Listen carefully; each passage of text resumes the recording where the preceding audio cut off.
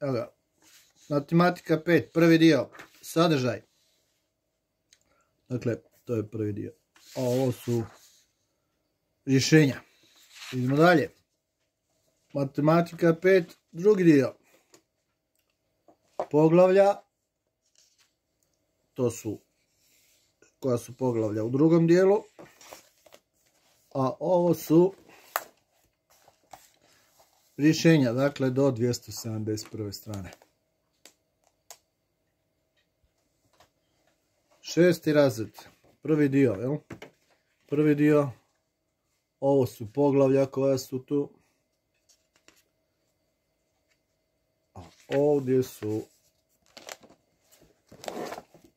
sadržaj rješenja za ta poglavlja.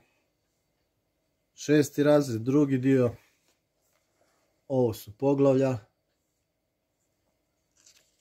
a ovo je sadržaj detaljnih rješenja. Idemo dalje.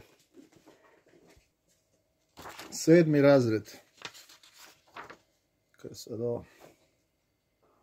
Prvi dio, sadržaj i sadržaj drugi dio.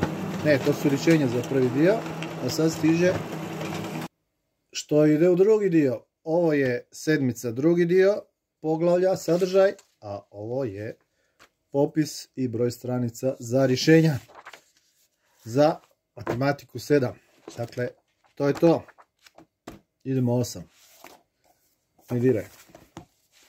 Matematika 8. Poglavlja. Znači, prva knjiga, osmica, tu su poglavlja. Sustav linearnih jednadžbi, to je nekad bio 7. razred. A ovdje je sadržaj detaljnih rješenja. Idemo dalje. 8. razred, drugi dio. Poglavlja, postoci kamate, razmjeri, pravac, tako dalje i tako dalje.